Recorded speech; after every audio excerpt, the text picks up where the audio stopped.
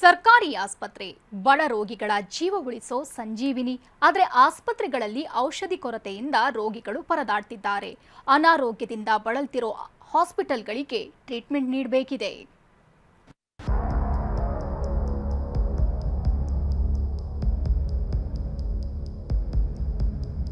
ಕ್ಯೂನಲ್ಲಿ ಬಂದ್ರೂ ಮೆಡಿಸಿನ್ ಸಿಗ್ತಿಲ್ಲ. ಗಂಟೆಗಟ್ಟಲೆ ಕಾದ್ರೂ ಔಷಧಿಗಳು ಲಭಿಸ್ತಿಲ್ಲ. ಡಾಕ್ಟರ್ ಬರೆದ ಚೀಟಿ ಇಟ್ಕೊಂಡು ಖಾಸಗಿ ಮೆಡಿಕಲ್ನತ್ತ ಹೆಜ್ಜೆ. ಸರ್ಕಾರಿ ಆಸ್ಪತ್ರೆಗಳಲ್ಲಿ ಸಂಜೀವಿನಿ ಸಿಗದೆ ರೋಗಿಗಳು ಪರದಾಡ್ತಿರೋ ಸಂಕಷ್ಟವಿದು. ಸರ್ಕಾರಿ ಆಸ್ಪತ್ರೆಯಲ್ಲಿ ಔಷಧಿಗೆ ಬರ, ರೋಗಿಗಳ ಒದ್ದಾಟ. ಖಾಸಗಿ ಮೆಡಿಕಲ್ಗಳಲ್ಲಿ ಮೆಡಿಸಿನ್ ಖರೀದಿಸೋ ದುಸ್ಥಿತಿ. ಯಾದಗಿರಿ ಜಿಲ್ಲೆಯಲ್ಲಿನ ತಾಯಿ ಮತ್ತು ಮಕ್ಕಳ ಆಸ್ಪತ್ರೆಯಲ್ಲಿ ಔಷಧಿಗೂ ಪರದಾಟ ನಡೆಸೋ ಸ್ಥಿತಿ ಎದುರಾಗಿದೆ. ಗ್ರಾಮೀಣ ಭಾಗಗಳಿಂದ ಈ ಆಸ್ಪತ್ರೆಯನ್ನೇ ನಂಬಿಕೊಂಡು ಬಡ ರೋಗಿಗಳು ಬರ್ತಾರೆ. ನಿತ್ಯ 12 ರಿಂದ 15 ಹೆರಿಗೆ ಕೂಡ ಆಗುತ್ತೆ. ಆದ್ರೆ ಯಾದಗಿರಿ ಜಿಲ್ಲಾಸ್ಪತ್ರೆ ಸೇರಿ ಎಲ್ಲಾ ಸರ್ಕಾರಿ ಆಸ್ಪತ್ರೆಗಳಲ್ಲಿ 40% ಔಷಧಿಗಳ ಅಭಾವ ಎದುರಾಗಿದೆ. ಆಸ್ಪತ್ರೆಗೆ ಬರಿಗೈಯಲ್ಲಿ ಬರೋ ರೋಗಿಗಳಿಗೆ ಶಾಕ್ ಎದುರಾಗ್ತಿದೆ. ಸರ್ಕಾರಿ ಆಸ್ಪತ್ರೆಗಳಂದರೆ ಬಡವರ ಪಾಲಿಗೆ ಸಂಜೀವಿನಿ ಆಗಬೇಕು.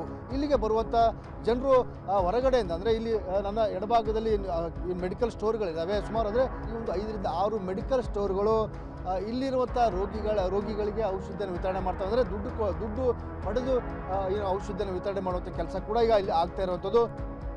ಜಿಲ್ಲಾಸ್ಪತ್ರೆ ಔಷಧಿ ಕೌಂಟರ್ ಎದುರು ಗಂಟೆಗಟ್ಟಲೆ ನಿಂತರೂ ಔಷಧ ಮಾತ್ರ ಸಿಗ್ತಿಲ್ಲ.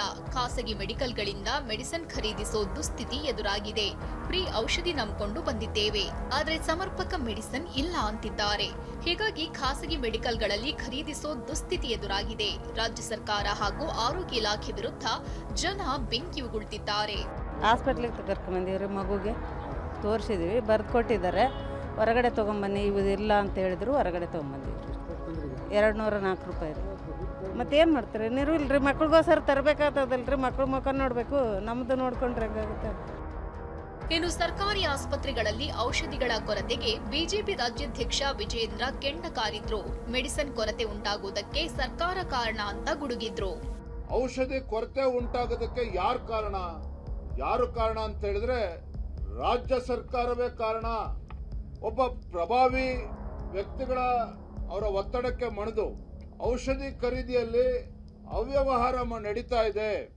ರಾಜ್ಯದ ಬೇರೆ ಬೇರೆ ಭಾಗಗಳಲ್ಲಿ ತುಂಡು ಗುತ್ತಿಗೆಯನ್ನ ಕೊಟ್ಟಿದ್ದಾರೆ ಇವರು. ರಾಜ್ಯದಲ್ಲಿ ಮಾರ್ಚ್ 11ರಿಂದ ವೈದ್ಯರ ಮುಷ್ಕರ.